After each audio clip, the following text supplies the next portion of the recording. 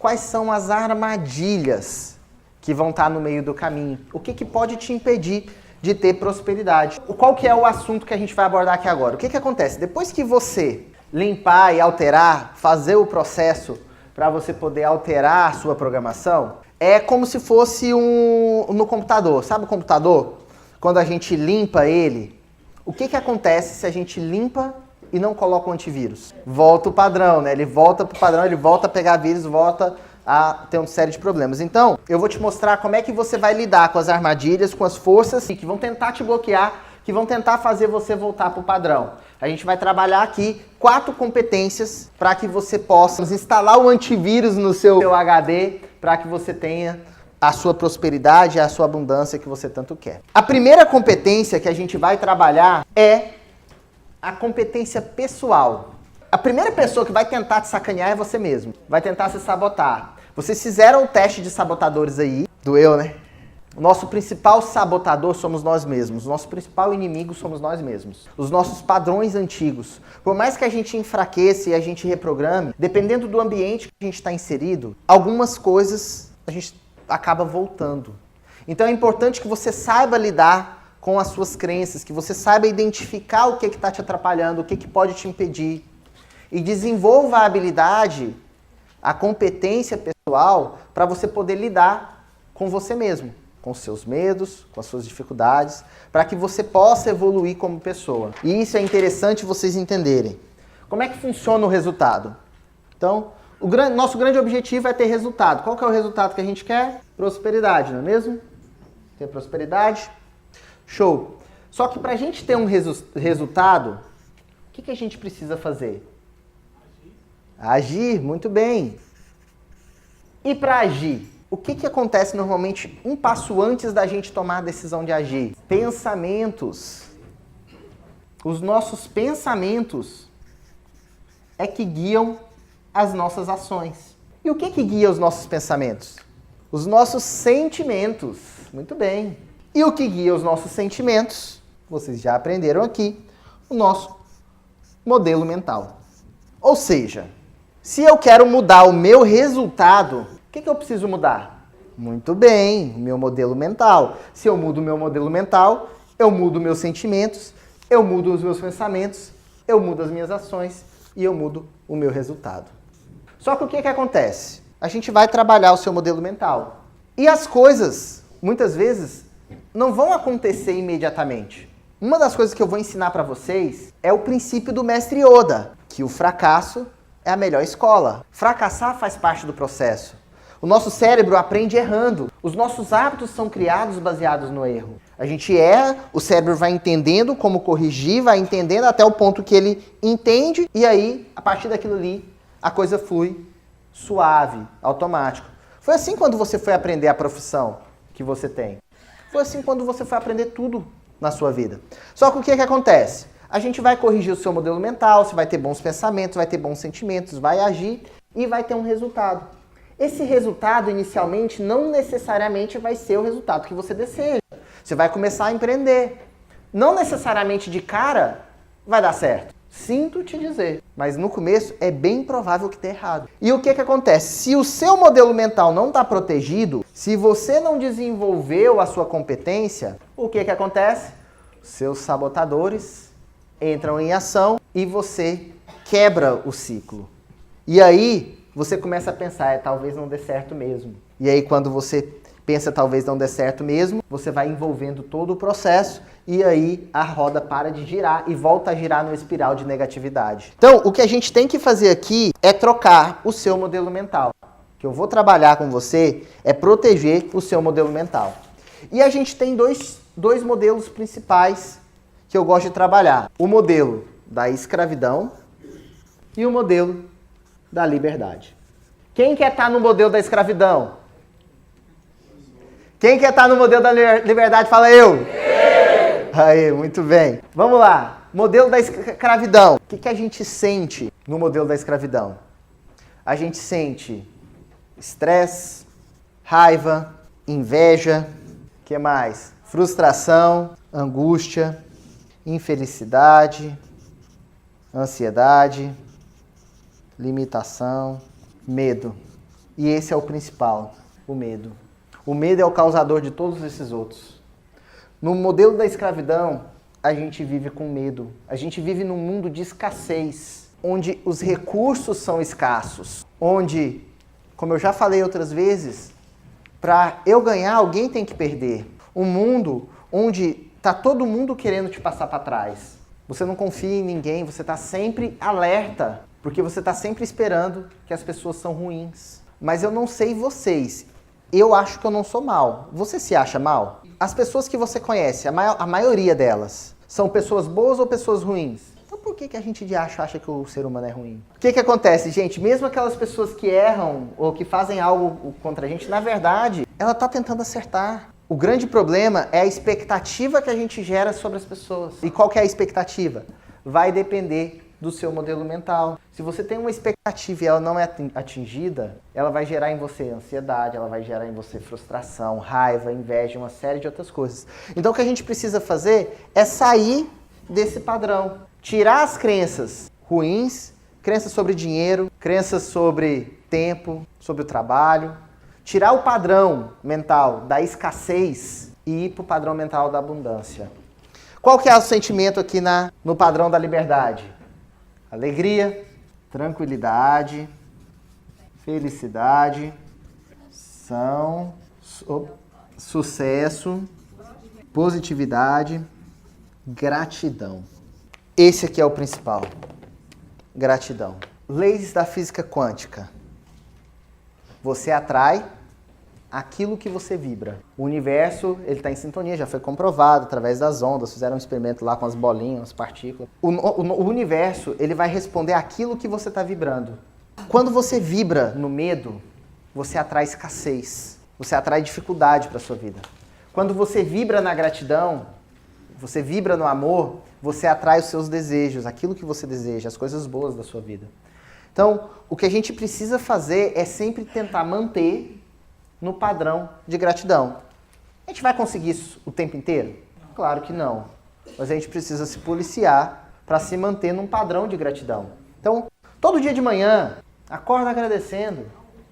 E muitas vezes quando eu falo de ser grato, uma das coisas que eu falo é para você fazer um caderninho e colocar pelo menos 50 coisas que você é grato. E às vezes a gente acha que é difícil, né? Porra, cara, 50 coisas. Só que aí quando você para pensar, por exemplo, que você só consegue tomar banho todos os dias porque alguém inventou a encanação, o chuveiro elétrico, né? Aqui em Recife a gente não tem muito esse problema, né? Mas vai lá pro sul, tomar banho 0 graus. Vai igual eu tava semana passada no Chile. Vai tomar banho gelado. Você dá graças a Deus que existe calefação. Então, às vezes, é um colchão que você dorme. Você tem que ser grato à pessoa que inventou o colchão. Então, gente, a gente precisa trabalhar na gratidão. Esse é o primeiro ponto que eu quero trazer para você aqui da competência pessoal. Uma outra coisa que eu preciso trazer, deixa eu explicar para vocês como que funciona a nossa atenção seletiva. E aí, depois que você entender a atenção seletiva, você vai entender por que muitas vezes você não vê as oportunidades estampadas na sua cara. Eu aprendi atenção seletiva na faculdade de propaganda, eu sou publicitário, como forma da gente atrair a atenção do público. O que acontece? A gente é bombardeado o tempo inteiro com informação. O tempo todo. Propaganda. Na época que eu fiz, ainda a internet não era tão evoluída assim. Não era a principal propaganda. Hoje em dia é. Mas TV era muito forte. E você tem comercial passando o tempo inteiro. Você tem rádio, você tem jornal. Então, como publicitário, a gente aprendia a usar a atenção seletiva para atrair a atenção do público que é mais interessante para aquela marca. No caso da Colgate, pessoas que se preocupam com a imagem dos dentes, certo? E aí a gente vai trabalhando. Só que depois eu entendi, e na época eu nem dei tanta importância assim para isso. Eu aprendi para poder fazer público-alvo. Só que quando eu entendi que eu podia usar esse mecanismo da mente em mim, a história mudou.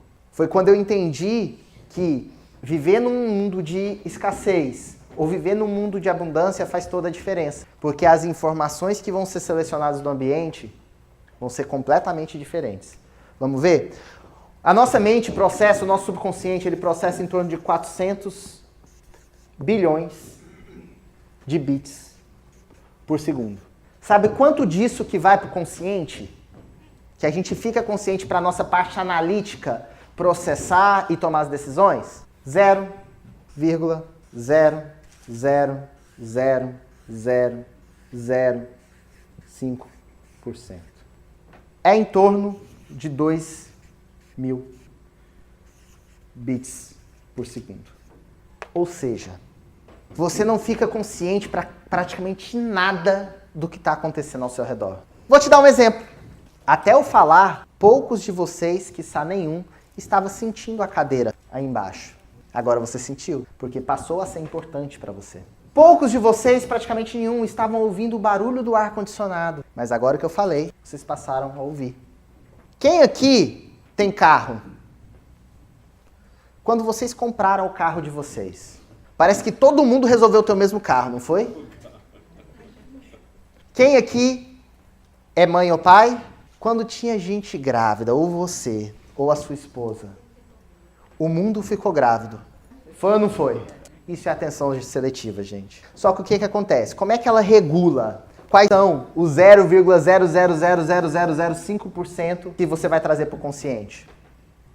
Através do seu modelo mental. Se eu estou com o modelo mental regulado para o positivo, para a abundância, o que eu vou ver no mundo? Abundância, oportunidade, as pessoas são boas, vou ver coisas boas no mundo. E se eu estou regulado para a escassez? Se eu assisto da Atena todo dia, se eu estou regulado para o problema, o que eu vou ver? Problema. E aí o que vai acontecer? Só vai piorar. Quando eu quebrei e eu passei no concurso, o que eu não contei para vocês é que eles não quiseram me nomear. Eu passei 3 anos para ser nomeado. E nesse período eu precisava me restabelecer, eu precisava fazer alguma coisa. E aí eu fui fazer campanha política. Falei, bom, quem sabe, né, um deputado, não convenço ele, me nomear lá e tal. E eu fui trabalhar balançando bandeira na rua para político. Um deputado federal lá de Goiânia, durante a eleição. E eu fazendo essa campanha lá, eu sempre fui muito proativo, né? Eu nunca gostei de fazer nada meia boca. Queria fazer o negócio direito. Então, já que eu ia fazer, eu ia fazer. E aí, comecei a me destacar. O meu chefe pegou e falou assim, Fagner, faz o favor, cara, tu tem moto, vai lá no órgão e busca o vale transporte da galera pra gente poder distribuir. Tinha um problema. A minha moto estava com o IPVA vencido.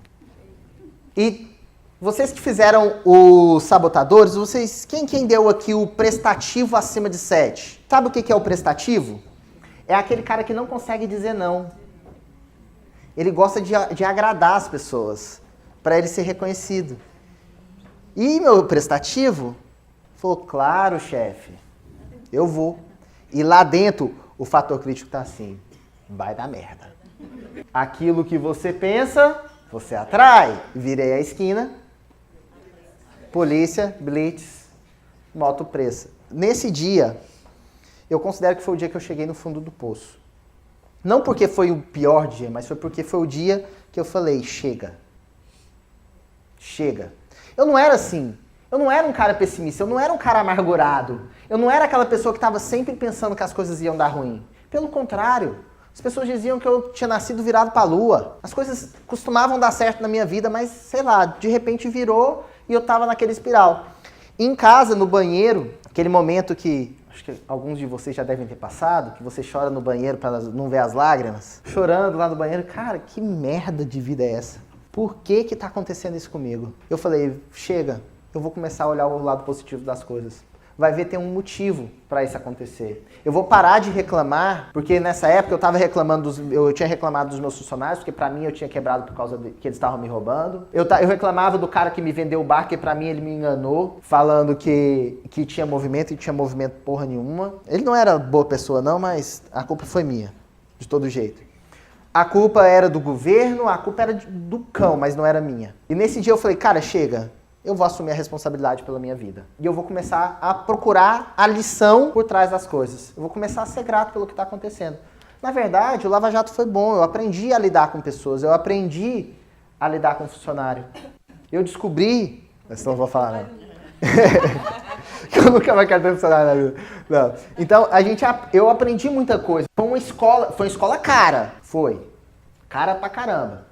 Mas eu aprendi muito. E aí eu virei. Quando eu virei essa chave, as coisas... É muito interessante. Quando você começa a olhar pro positivo das coisas, as coisas começam a dar certo. E as coisas começaram a dar certo. Quando a gente entra no espiral de negatividade, a gente começa a ver problema em tudo. E eu vou te contar um outro segredo para vocês sobre a sua mente. Ela é muito obediente. O que você coloca ela, a pergunta que você faz, lembra, ela é um computador. Ela vai procurar a resposta e ela vai te dar uma resposta. Se você pergunta por que está dando errado, ela vai te dar 400 motivos para estar dando errado. Só que você não vai saber como fazer dar certo. Agora, se você pergunta como eu alcanço esse objetivo, como eu faço isso, se você faz as perguntas certas, você tem uma máquina que processa 400 bilhões de bits por segundo, buscando resposta para você nesses bits. Se você faz a pergunta certa, ela vai te responder. Se você fizer a pergunta errada, ela também vai te responder. Qual é a pergunta que você quer fazer? Pergunta de abundância ou a pergunta de escassez? Quer ver o problema ou você quer ver a solução? Então agora está na hora da gente começar a fazer perguntas em busca da solução e não do problema. Se você pergunta por que eu não tenho dinheiro, a sua mente vai te dar N motivos para você não ter dinheiro, e inclusive vai fazer com que eles continuem acontecendo para você continuar tendo a sua resposta. Se você pergunta como eu faço para ganhar mais, como eu faço para sobrar mais dinheiro no final do mês, como eu faço para ter uma vida melhor, a sua mente vai buscar no ambiente oportunidades. Lembra que eu falei? Ela vai buscar oportunidades no seu ambiente para você encontrar os seus objetivos, para você poder mudar a sua vida. E essas oportunidades, a partir do momento que você abriu a sua atenção seletiva para isso, elas começam a aparecer. Esses fatores que estavam aqui o tempo inteiro no ambiente, mostrando para você, assim como o carro igual ao seu, assim como a mulher grávida, tem N oportunidades na sua frente que você não enxerga simplesmente porque você não está com a mente aberta para isso. Porque você está focado no problema. E aí, mesmo que você enxergue o que acontece, o foco no problema, o seu sabotador vai buscar, não, mas isso aqui pode acontecer isso, mas isso daqui vai dar errado assim. E aí ferra. Qual que é, então, a doença do fracasso? Bom, qual que é a doença do fracasso? Chama desculpite. É a desculpite. E a desculpite, ela vem em várias formas. Ela vem em forma física. Sou muito gordo, sou muito magro, por isso que eu não dou conta. Ela vem em formato de idade. Sou muito velho, sou muito novo para isso. Ela vem em formato de capacidade. Eu sou burro, eu sou incapaz, eu não dou conta. Ela vem em formato de sorte, eu não tenho sorte. Ela vem em diferentes formatos. Tempo. Eu não tenho tempo para poder fazer. E aí o que acontece? Sabe quem é que é o responsável por essa desculpite? Não é você. São os seus sabotadores. Lembra deles? Quem fez o teste aqui? Todo mundo fez? Quem deu pelo menos um sabotador acima de 7? Só um? Vocês só um? Acima de 7. Teve um monte. Quem teve mais de 5 sabotadores? Acima de 7. Olha só, o sabotador... gente, acima de 7 a gente precisa se preocupar, porque cada um dos sabotadores, ele foi desenvolvido dentro da nossa infância. Ele é o seu subconsciente, aquela vozinha que fica falando com você. Te falando que você não é incapaz, falando das outras pessoas. Ele fala de você, dos outros e das circunstâncias. Então, ele fala de você, que você não é capaz, que isso é melhor deixar pra lá. Ele fala sobre os outros, que julga os outros, cria expectativas sobre os outros e fala das circunstâncias, do que aconteceu. E isso ele faz como forma de proteção. O seu sabotador, ele surgiu para te proteger, lembra? Ele é a função de autoproteção do seu subconsciente. Quando você tá com o seu sabotador ativo, o seu sábio sai de cena e você toma decisões que normalmente são decisões que teoricamente vão te proteger. Só que se o seu sabotador está acima de 7, normalmente você está mais preocupado do que deveria. E aí você está num nível de ansiedade alto, você está num nível de frustração alto, de angústia, de sofrimento. Então a gente precisa silenciar, baixar esses sabotadores. O primeiro deles ali, o insistente, é aquele perfeccionista. Nada tá bom o suficiente. Sempre dá para melhorar. E aí ele nunca entra em campo. Porque ele sempre está esperando o momento perfeito. Precisa silenciar esse sabotador. Tirar. Gente, a melhor hora para você poder entrar em ação foi ontem. A segunda é agora. Então, Para de querer ter tudo perfeito. Nunca vai ter um momento perfeito. As coisas nunca vão estar 100% alinhadas. Você precisa agir agora, não depois. Sempre vai faltar tempo para fazer. Sempre vai faltar recurso. Sempre vai faltar um monte de desculpa. Porque essa é a função dele. Ele é perfeccionista. Ele quer manter as coisas organizadas, tudo em ordem, tudo perfeitinho. Justamente, normalmente por 2 motivos. Ou na sua infância, a sua vida era um caos, sua família era um caos, e você precisava de organização para se sentir em um lugar, se sentir melhor. Ou os seus pais eram muito exigentes e você aprendeu que se você errar, você não é reconhecido, você não é amado. E aí você procura o perfeccionismo para você não sentir a rejeição. Exatamente. Exatamente. O segundo, o perfeccionismo ele é bom até certo nível. Todos os sabotadores, até certo nível, eles te ajudam. Eles são eles não têm que ser descartados, mas eles precisam ser controlados. O segundo sabotador é o prestativo. Esse é doído, né? Principalmente a galera que é da área de terapia, saúde. Tem um prestativo muito forte, a necessidade de ajudar o próximo. Só que, na verdade, essa necessidade de ajudar o próximo, ela está enrustida, ela está embutida, ela está escondendo, na verdade, uma necessidade de ser aceito. Você acha que quando você está ajudando, você vai ser aceito, você vai ser amado. E quando você não é reconhecido por isso, o que acontece? Você fica puto, você se frustra. Então, gente, é preciso controlar esse bichinho. Depois a gente tem o hipervigilante. O que é o hipervigilante? O hipervigilante é aquele que está sempre esperando o próximo erro. O que vai dar errado? Isso vai dar merda. Tá sempre, o tempo inteiro, tá ali atrás, cara, o que vai dar errado? Então vive ansioso. Qual que é o motivo das coisas não funcionarem? Ele tá ali preocupado, querendo controlar tudo, arrumar tudo para poder dar certo as coisas. E aí ele se estressa demais, ele vive no futuro, ele não vive o presente. Já o esquivo, que é o oposto, para ele tudo tá lindo, tudo tá bom. Deu um problema? Relaxa, ele vai se resolver sozinho. O esquivo, ele não quer se estressar. Se tem um problema muito grande para ele resolver, ele para e vai tomar água de coco na praia. Tô muito estressado. Não vou dar conta de resolver. Não, relaxa, vai dar tudo certo, vou pra praia. Uma dica que eu dou para vocês é, primeira coisa, terceirizar. É colocar em terceira pessoa. É o meu vigilante, é o meu esquivo, não eu. Porque quando a gente coloca em terceira pessoa, quando o esquivo conversa com a gente e fala, cara, vai relaxar, você não vai conseguir resolver isso agora, eu falo, obrigado pela sua opinião, esquivo, mas agora eu vou fazer porque eu preciso fazer isso aqui.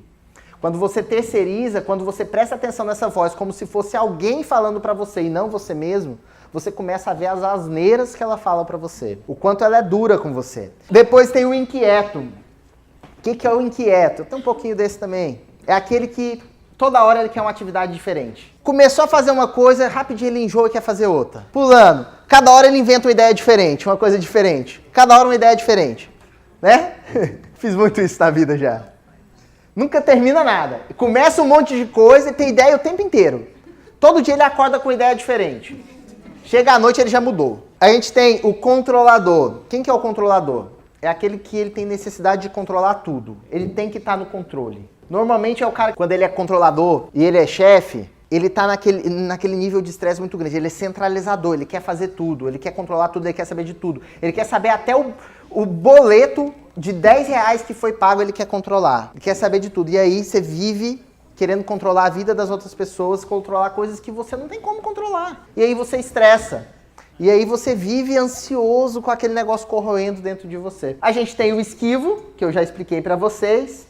Ele foge de tarefas e conflitos difíceis. A gente tem o hiperrealizador, que é o cara que ele vê no sucesso, na realização, a sua satisfação. Ele só está satisfeito e feliz consigo mesmo quando ele é reconhecido externamente, quando ele vê o sucesso externo. Então, quando entra dinheiro na conta. Qual que é o problema disso? Ele entrou rapidinho, aquela satisfação momentânea vai embora. E ele já está no olho do furacão de novo. E ele está sempre em busca do próximo sucesso. E ele não vive a vida. Ele passa por cima das outras pessoas. E normalmente, esse é o cara que ele vira o workaholic. Já ouviu falar? Que trabalho acima de tudo. Ele vive mais do trabalho do que a vida. Ele dá mais importância pro trabalho do que pra vida. Além do hiperrealizador, a gente tem a vítima. E a vítima é aquela pessoa que ela fica doente para poder receber visita. Minha mãe era assim. Graças a Deus ela tá mudando. Minha mãe era desse jeito. Minha mãe, quando meu pai que conta, tá, gente? Eu não tava lá para saber. Mas ele conta que quando ele conheceu ela gostava de ser internada para poder receber visita. Sério, juro. Essa é a vítima. A vítima, ela é aquela que fica, pobre de mim. É aquela que disputa a doença, sabe? A pessoa fala assim, nossa, eu tô com uma gripe. É porque você não sabe do resfriado que eu peguei. Ela fala assim, não, mas eu tô com uma dor no rim. Ela fala assim, é porque você não sabe da pedra, do tamanho da pedra no rim que eu tinha. Ela tá sempre disputando desgraça. Essa é a vítima. Porque ela aprendeu que para ela ser, digamos, aceita em casa, ou se sentir amada, ela se sentia quando ela tava doente. E o último ali, o nosso hiperracional. O hiperracional, ele tem foco extremamente forte no racional. Ele não gosta de se emocionar, ele não gosta de colocar as emoções em jogo. Para ele, as emoções só atrapalham. Para o hiperracional, as emoções só fodem com o Paranauê. E aí ele acaba passando por cima de relacionamentos, ele acaba atrapalhando, tendo dificuldade para se relacionar com as pessoas, porque ele é muito metódico, muito racional nas coisas. Vê o lado positivo e negativo, decide e pronto. A gente precisa saber lidar com esses sabotadores, a gente precisa domar esses sabotadores. Na próxima parte, eu vou fazer um exercício com vocês, como a gente vê. Escolhe um que está mais fudido aí, que está com mais sabotadores disponíveis, eu vou fazer uma rodada, algumas rodadas de FT pra gente poder dar uma reduzida nisso aí. Combinado? Vai quebrar. Vou escolher um, gente. E os outros acompanham. Show? A segunda competência que a gente vai desenvolver é a competência interpessoal. É a sua habilidade de influenciar outras pessoas e ser influenciado. E lembra que eu falei pra vocês que a gente é influenciado pelo meio? Quero fazer um exercício com vocês e eu preciso de um voluntário aqui. Quem quer vir aqui? Quem pode vir? Seu nome? Ruth. Ruth? Vem pra cá, Ruth. As duas principais forças que interferem no nosso resultado, no nosso organismo, no nosso subconsciente, somos nós mesmos e as outras pessoas. Primeiro eu vou mostrar como as suas emoções interferem. Depois eu vou mostrar como as emoções das pessoas interferem. Combinado? Você vai fazer o seguinte. Você vai levantar o seu braço aqui assim pra mim. Isso. E você vai fazer força, eu vou tentar baixar e você tem que fazer força mesmo. Vamos ver, eu quero regular. Pode fazer força. Força. Esse é o seu máximo? É. Seu máximo? Show de bola. Tô respirando, boa. Show. Eu vou colocar um negocinho aqui, um smile, e você vai olhar e vai pensar em algo relacionado a esse smile. Um sentimento. Beleza? Primeiro eu vou colocar uma carinha feliz. Estica seu braço. Máximo de força, sem respirar. Bacana. Legal. Você está feliz, você tem força. Agora eu vou fazer um smile triste. E eu quero que você pense em um momento triste da sua vida. Levanta o seu braço, faz toda a força, olhando para cá, pensando num sentimento triste, faz toda a força que você tem na sua, toda a força que você tem disponível. Para de respirar, vamos lá? Show? Tá olhando?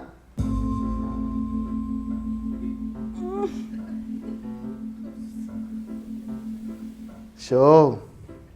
Eu fiz mais força? Não, a mesma. Fiz a mesma força. Vocês estão vendo, gente? O quanto as emoções que você está trabalhando, elas vão interferir. O quanto o seu eu, a sua mente, vai interferir no seu resultado. Mas mais louco ainda é o que a gente vai fazer agora. Continua virada para cá. Quando eu fizer assim, vocês vão mandar energia positiva para ela, sem falar, porque senão vocês estragam a brincadeira, porque ela vai ouvir o que vocês estão pensando. Tem que ser surpresa. Beleza? Quando eu fizer assim, vocês vão mandar emoção positiva. Quando eu fizer assim, vocês vão mandar emoção negativa. Combinado? Levante seus braços. Muito bem. Tá fazendo força? Silêncio, gente, em silêncio. Legal. Fazendo força? Bacana. Vamos lá, de novo. Fazendo força? Bacana. É tão tranquilo. Fazendo força, levanta. Fazendo força, vocês viram? Todo mundo viu? Força. Faz força. Faz força, tá nem respirando. Pronto. Obrigado. Salva de palmas pra ela. Peraí. Agora manda energia positiva pra ela, por favor. Obrigadão. O ambiente, ele interfere diretamente. Tudo é energia. Nós somos formados de átomos. Tudo é energia. Quando as pessoas à sua volta, quando o ambiente que você está inserido é positivo, você tem mais força. É muito difícil você lutar contra a maré, independente de como você esteja se sentindo. A força vai ser menor. Só que o que acontece? Por isso que a gente tem que estar sempre policiando e ajudando as outras pessoas através do nosso exemplo a mudarem também. É muito complicado pra gente lutar. Quer dizer que é impossível? Não. Quer dizer que você vai ter mais resistência. Tá? Então, você precisa desenvolver habilidades para você poder conseguir influenciar o meio. Você precisa desenvolver a sua competência interpessoal. E qual que é a melhor forma de você influenciar o meio? É através da empatia. Não é sobre você, é sobre o outro. Quando você está voltado para o que você quer, é difícil você influenciar as pessoas. Agora, quando você entende o que a outra pessoa quer e fornece para ela modos dela alcançar aqueles objetivos, fica fácil de você influenciar. Fica fácil de você ajudar as pessoas. Então, dentro da competência interpessoal, a gente precisa desenvolver essas habilidades. O primeiro livro que eu recomendo que vocês leiam, se vocês ainda não leram, é o Como Fazer Amigos e Influenciar Pessoas.